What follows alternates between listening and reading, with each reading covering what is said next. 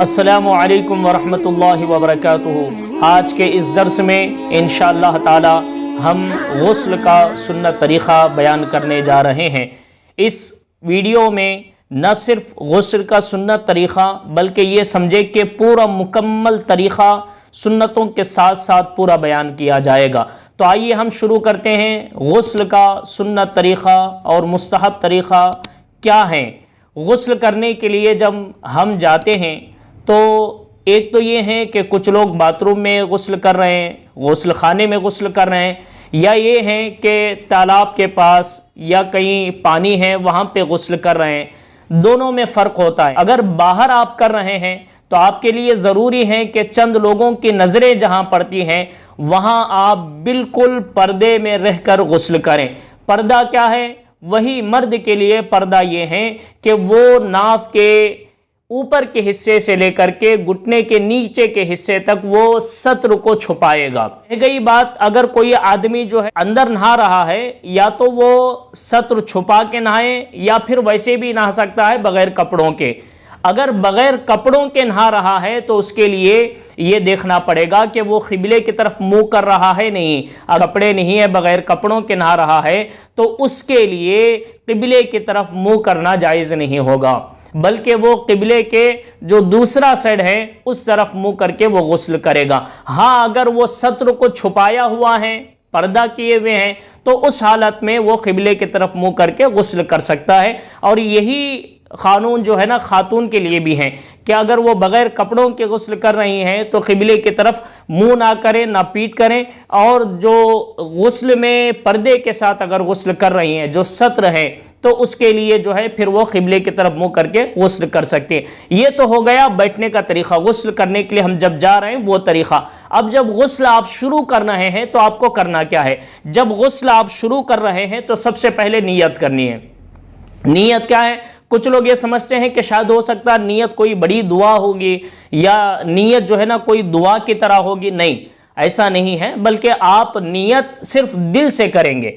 دل سے کس طرح نیت کریں گے کہ میں ناپاکی سے پاکی حاصل کر رہا ہوں، ناپاکی سے پاکی حاصل کر رہا ہوں، یہ آپ کی نیت ہو گئی۔ اب اس سے الگ سے دعا پڑھنے کی کوئی ضرورت نہیں ہے۔ آپ دل میں ارادہ کر لیں آپ غسل کس لیے کر رہے ہیں۔ سنت غسل کر رہے ہیں، جیسے جمعے کا غسل ہے، آپ کا آلریڈی غسل ہے، ناپاک نہیں ہے، تو آپ جو غسل کر رہے ہیں تو آپ کی سنت غسل ہوا تو آپ وہ نیت کر لیں کہ میں جمعے کے لیے غسل کر رہا ہوں، یا پھر جو ہے نا ٹھنڈک حاصل کرنے غسل کر رہا ہوں۔ تو جو بھی آپ کے غسل کی وجہ ہے وہ غسل کا آپ جو نیت کر لیں گے۔ نیت کرنے کے بعد یہ سنت طریقہ ہے نیت کرنا۔ نیت کرنے کے بعد پھر دونوں ہاتھوں کو گٹوں تک دھونا ہے۔ یہ جو ہاتھ کے ہڈیاں ہیں یہاں تک دونوں ہاتھوں کو دھو لینا ہے۔ کتنے مرتبہ؟ 3 مرتبہ آپ دھوئیں گے۔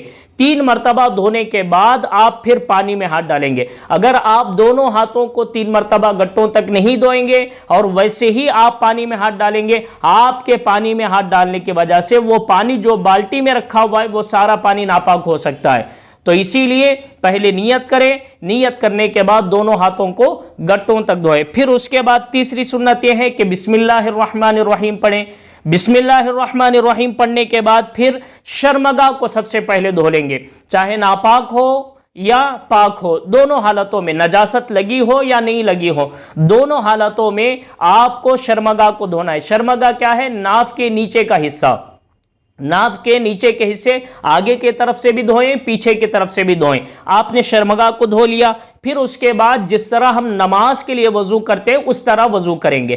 اب جب وضو کریں گے تو یہاں ایک بات یہ یاد رکھنے کی ہے کہ وضو کریں گے تو وضو میں خصوصاً 2 چیزوں کا بہت زیادہ خیال رکھنا ہے، ایک تو کلی کرنے والا اور دوسرا ناک میں پانی چڑھانے والا، کیونکہ یہ وضو کرنا سنت ہے اور کلی کرنا، ناک میں پانی چڑھانا، یہ غسل میں فرض ہے۔ تو لہٰذا جب اس سنت کو ادا کریں گے، وضو کریں گے، تو آپ کو یہ خیال کرنا ہے کلی بہترین انداز میں کرے، غرغرہ کے ساتھ پورا آپ کو زبان میں پانی گھمانا ہے تاکہ دانتوں میں کوئی چیز پھنسی ہوئی ہو تو وہ نکل جائے۔ اور دوسرا ناک میں جب پانی چڑھائیں گے تو ناک کے نرم ہڈی تک آپ کو پانی چڑھانا ہے۔ پھر اس کے بعد جس طرح وضو کرتے ہیں نماز میں وضو کر لیں، پیر لیکن نہ دھوئیں، پیر آپ آخری میں دھوئیں گے، پیر وضو میں نہیں دھوئیں گے، آپ رہنے دیں۔ پھر اس کے بعد کیا کرنا ہے؟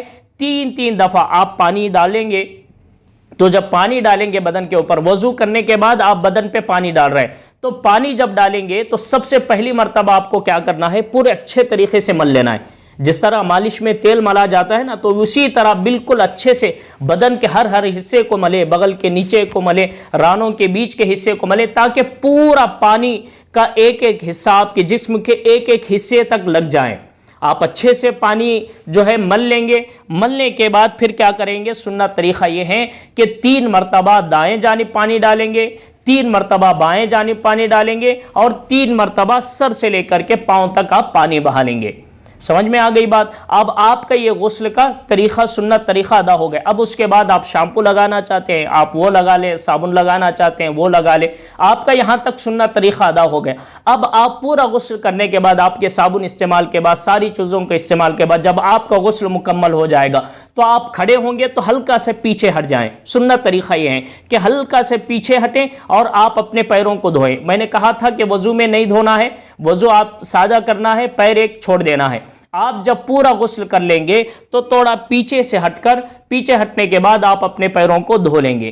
دھونے کے بعد پھر آپ جو تولیہ استعمال کرتے ہیں یہ مستحب ہے، تو اب اس کے بعد جو ہے نا آپ پاک ہو جائیں گے۔ سنت طریقہ، مستحب طریقہ، آپ کا غسل کا مکمل طریقہ یہ ادا ہو جائے گا۔ اس انداز سے اگر ہم غسل کریں گے تو انشاءاللہ تعالی ہمارا غسل سنت طریقے سے ادا ہوگا۔ اب یہاں پہ 1-2 مسئلے یاد رکھیے۔ ایک مسئلہ یہ ہے انگوٹھی والا، عورتیں بھی انگوٹھی پہنتی ہیں، مرد بھی انگوٹھی پہنتے ہیں، تو یہ یاد رکھنا ہے کہ اگر انگوٹھی تنگ ہے تو وہ انگوٹھی کو اچھے طریقے سے آگے پیچھے کر لے، تاکہ پانی انگوٹھی کے جگہ کو پہنچ جائیں اور آپ کا غسل مکمل ہو۔